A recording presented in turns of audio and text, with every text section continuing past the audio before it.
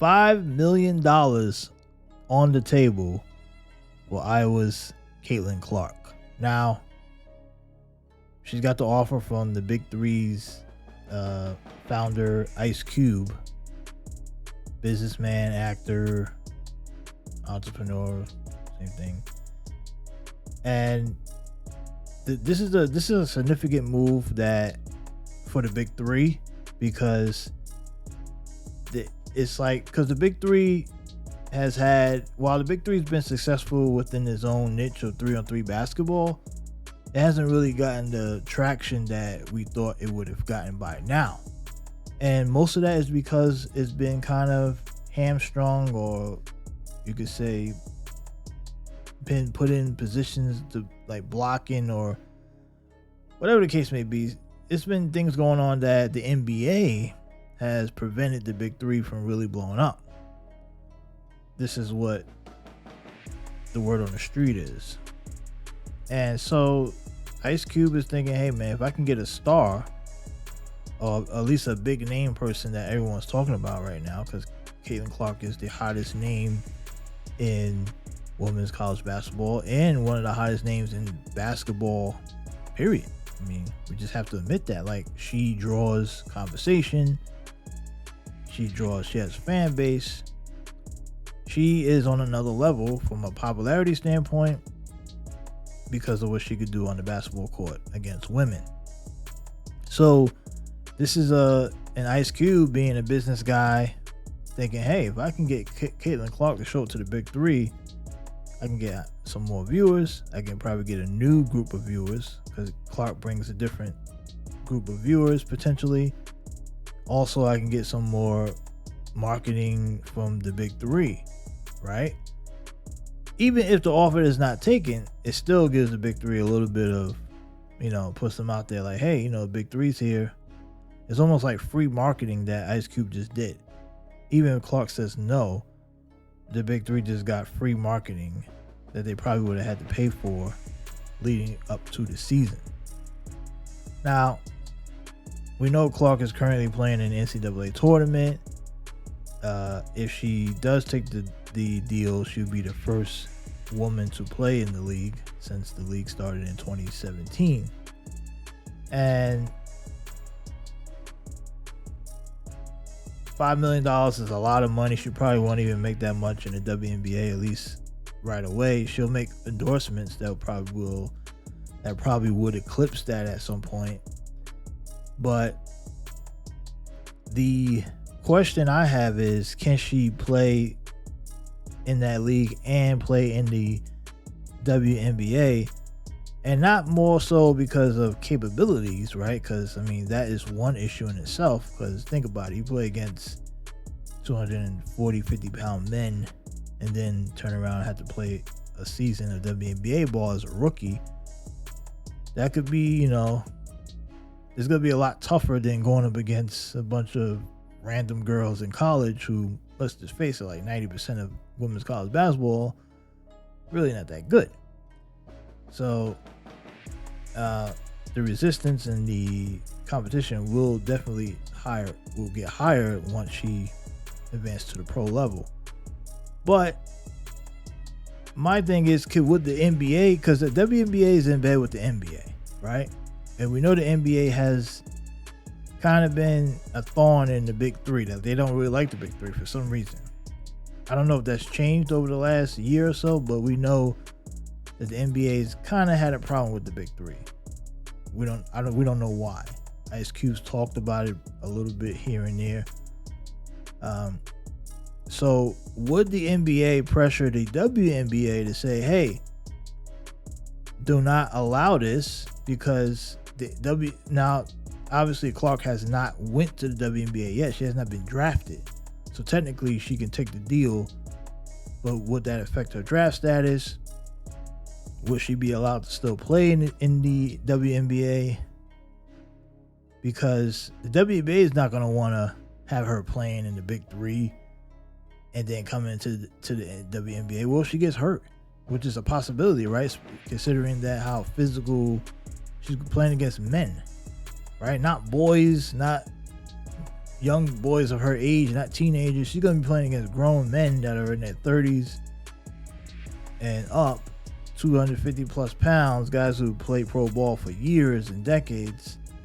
Would she really take that deal? Would that be the smart move, even though it is $5 million? And I think there would be a lot of pressure from WNBA, her potential agent, if she probably will get one at some point. And the league will say, hey, this is your next big, because Caitlyn Clark is going to be their first big star in the WNBA, like in the new generation of this basketball and internet and social media. She's going to be really the first major star coming into the league with major recognition. And would they want to risk that by allowing her to play in the big three? So there's a couple different angles here. Would the WNBA want to risk that? Now, technically, like I said, she's not drafted yet, so they don't have no say. But we know that technically they can put it out there. Hey, the rules are blah, blah, blah, blah, blah. Like, you can't do it. Just so they can protect their potential cash cow. And another angle, like I said, the NBA can tip the scale and say, hey, we're not really a big fan of the big three, so we don't want her playing over there, giving them any more spotlight. I'm just saying. So there's a couple things to consider there that we have to see. But all in all, I don't think she takes the deal anyway, because come on, like, is she really gonna put herself in that position? Right? The only way I believe she takes a deal is if there's insurances that it would be a success. Like if everybody's involved and they know that, okay, the big three is gonna allow her to be successful, just so they can try to, like, get more spotlight on it and more eyeballs. Cause think about it, she goes to the big three and start knocking down 4-pointers and shit, and that's gonna be like, whoa, look at that. That can get eyeballs. But then would the league be considered serious again? Like, would it die off? Because people are like, oh, a girl just went there and dominated a bunch of old retired men. The big three's done. So it's like, how do you,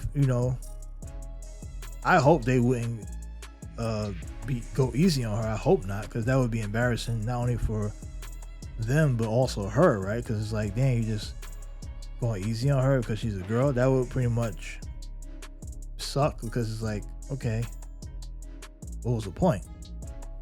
But at the end of the day, this is entertainment, folks. So we have to also consider the entertainment side of things, the business entertainment, as in when these people put together these events and they script these things, like bringing her over to play against the men. This is all scripted, right? It's like scripted television, and it's not really serious about, do we really believe she can beat men? Like the conversation that went on with Kenyon Martin at Gil's Arena, when he said that he don't believe she could score 1 point in the big three. Now, he may technically, maybe if it was legit and legitimate basketball being played with no agendas and no scripted, yeah, she probably wouldn't score. But in this age with entertainment business and sports and things are rigged and scripted, I don't know if she gets completely shut out just by the fact of it being scripted. Like, come on, like, what would be the point of bringing her in to see her get shut out? Like, you would think that it would be set up to a way where she could be successful, kind of like a WWE. Like, okay, you're gonna do this battle, like, how like when a celebrity shows up to a WWE, a big name celebrity's in, and all of a sudden they win the belt. It's like, are you kidding me? Like, how did you win the belt? You just showed up. You've been on the show like 2 weeks, and all of a sudden you're the world champs. So I mean, I don't think that she would go scoreless just off the fact of that alone, that they wouldn't allow it. They wouldn't allow that to happen.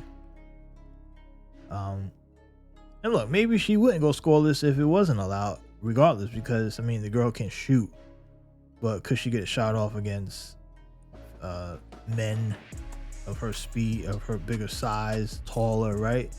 I guess that would be another question. It's 3-on-3, so it's a different type of game. It's more physical. So, you know, I don't know.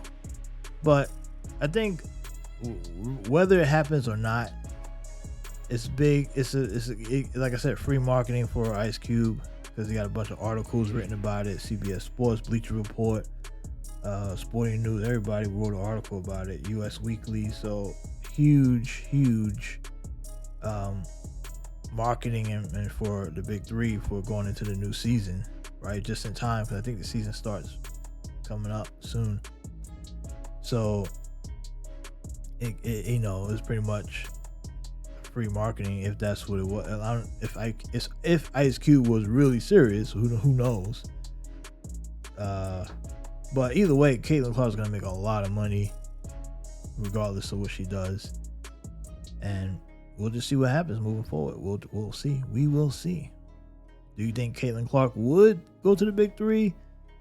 And if she would she be successful? Could she score more than a point?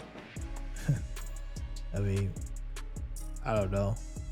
But either way, Caitlyn Clark is going to have a heck of a summer coming up, because regardless if she goes Big Three route or the WNBA, it's going to be a very challenging summer for her, because the girls at the WNBA are already hating on her. They're ready to put her on her ass, right? They don't like the fact that she's coming in with star power, which I don't understand, because she's actually doing you guys a favor, right? Her going to the WNBA with the star power, her name recognition, will help the league.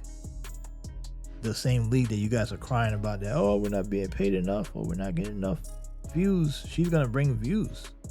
At least that's what they believe. That's what is being projected. So I don't know why they would hate on her. I would think they would be glad she comes. They would be excited. But I don't know. I guess that's how. I mean, it is women after all. Who knows? Women have their own mindsets. So we can't really, predict the mind of the woman. But anyway, that's it. That's all I got. Let me know what you think about this. Iowa's Caitlyn Clark's offer for $5 million. Sports page run by sports fans. Peace.